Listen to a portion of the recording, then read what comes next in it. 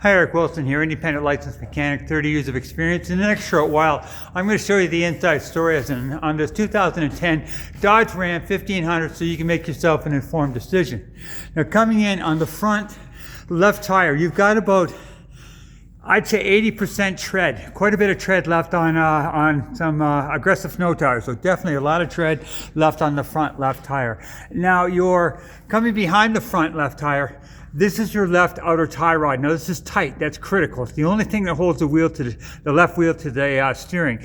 The left rear sway bar link connected from here to here, intact, doing its job, important because it dampens the sway going around the corner. This rubber boot is the outer CV boot on the left, and it's full of grease, and if it was ripped, you see grease all over the place. This is the inner CV boot, same thing, full of grease. Important not to be because it lubricates the axle going forward.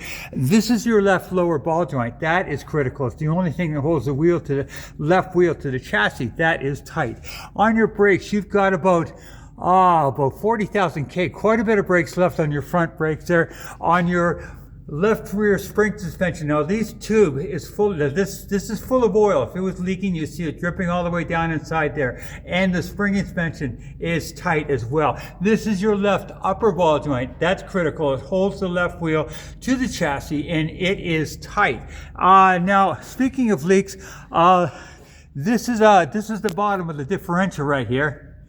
And there's no visible leak that I can see on this differential. That is a good thing because that is a leak point right there. Another leak point right here where the drive shaft goes into the front to the front differential. Bone dry. The bottom of the motor here, leak point right here on the oil pan, good and dry. Another leak point right here on the right outer CV axle, leak point right there, good and dry. Yeah, I am not seeing any indications of leaks here at all. Now, coming across to the right front tire, about 80% tread on aggressive snow tires. Right outer tie rod tight, right sway bar link connected and tight. Right outer CV boot, good and dry. Right inner CV boot, good and dry. Right leak point right here, if it was going to leak, it would leak right there, good and dry. Your right strut, follow it down, good and dry. Spring suspension intact. Your right upper ball joint, good and tight. Another shot of the bottom of the motor there, good and dry. Yeah, and now bottom of the transmission right here, another leak point right here. No, good and dry. Not any indication of leaks that I can see whatsoever. Following back, bottom of the transfer case, leak point right here with the drive shaft coming out. No, good and dry. So brake-wise, leak-wise, suspension-wise, I'm not seeing anything of any concern on this truck so far. Now this is a catalytic converter. Nothing wrong with them. There's one and there's two. Trouble is though, people are reaching under and going cut and going cut, and they're taking them to the wrecking yard and getting about $100 a piece for these. And in this economy, unfortunately, it's happening more and more because they're laying on the ground. And I'm going to put a catalytic theft protection system on this car if you decide to buy, and that, my friend, is going to cost you nothing. Just simply show up and I will do that for you. Now, following your exhaust down, yeah, no cracks, no breaks. Exhaust is good. Don't see any issue with that. Follow your exhaust. Okay, you got the dual output there. There's your spare. Got a really nice looking hitch here. Looks like someone just recently installed that, which is good. Now coming into the right rear tire, about 70, a little less tread on the rear than you have on the front, but definitely a good amount of tread left there. On your back brakes, you've got about 30,000 K, a little less brakes on the back than you have on the front. No indication. Now if there was a rear seal leak, you see it right here, good and dry. The right rear sway bar link connected from here to there, intact, doing its job. Your right rear spring suspension, follow it down, no cracks, no breaks. Your right rear shock Again, full of oil. If it was leaking, you see it leaking all the way down there. That is good and dry. On your rear differential, now if you look under here, good and dry. Leak point right here. If it was going to leak, bone dry. So coming across to the left rear tire, or 70% tread, a little less on the rear than you have on the front.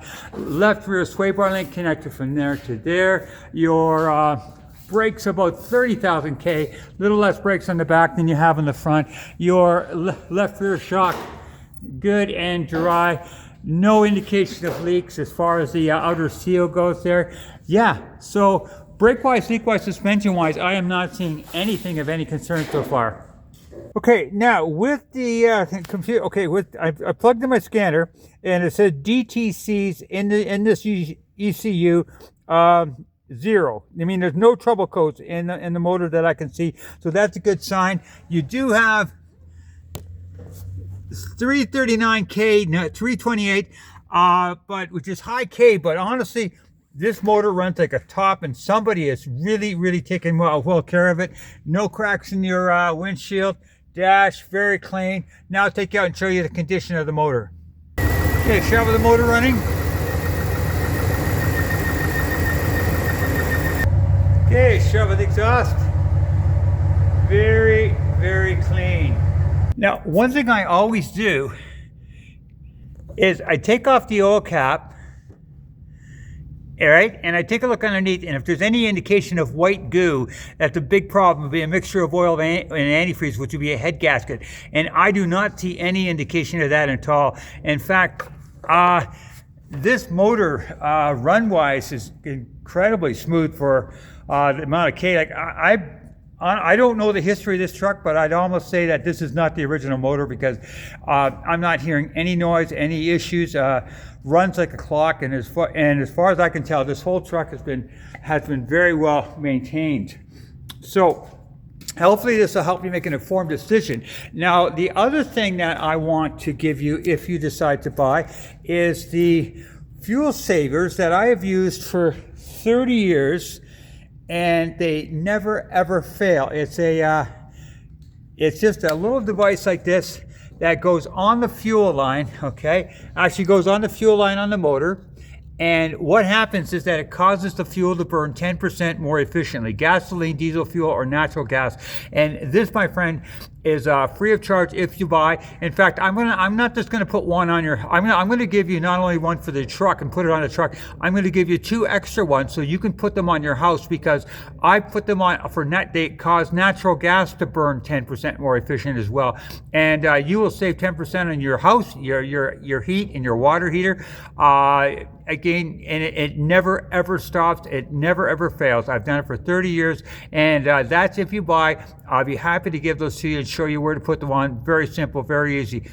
So hopefully this will help you make an informed decision. And anyway, have a good day. Bye-bye.